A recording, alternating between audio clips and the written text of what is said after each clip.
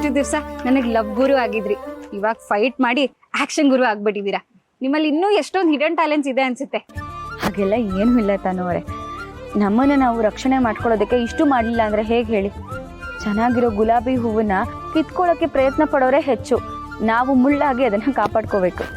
ಆದ್ರೂ ನೀವು ಒಂಥರ ಗ್ರೇಟ್ ಬಿಡಿ ಚಂದನ ಅವರೇ. ನೋಡೋದಕ್ಕೆ ಸೈಲೆಂಟ್ ಆಗಿ ಇರ್ತೀರಾ, ಕೋಪ ಬಂದ್ರೆ ವೈಲೆಂಟ್ ಆಗಿ ಹೋಗ್ತೀರಾ.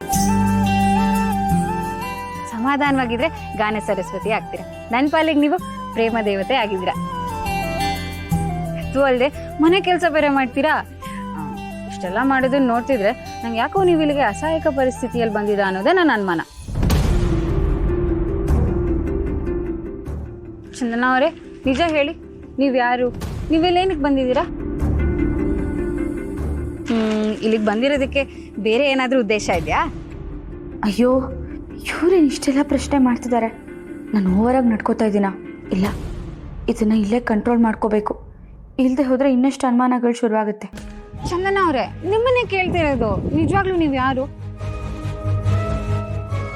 ತನ್ನೋರೆ, ನೀವು ಸುಮ್ಮನೆ ನನ್ನ ಮೇಲೆ ಅನುಮಾನ ಪಡ್ತಾ ಇದ್ದೀರಾ ಅನ್ಸುತ್ತೆ. ನೀವು ಅನ್ಕೊಂಡು ಹಾಗೆಲ್ಲ ಏನೂ ಇಲ್ಲ. ನಾನು ನಿಮ್ಮನೆ ಕೆಲಸದವಳು ಅಷ್ಟೇ.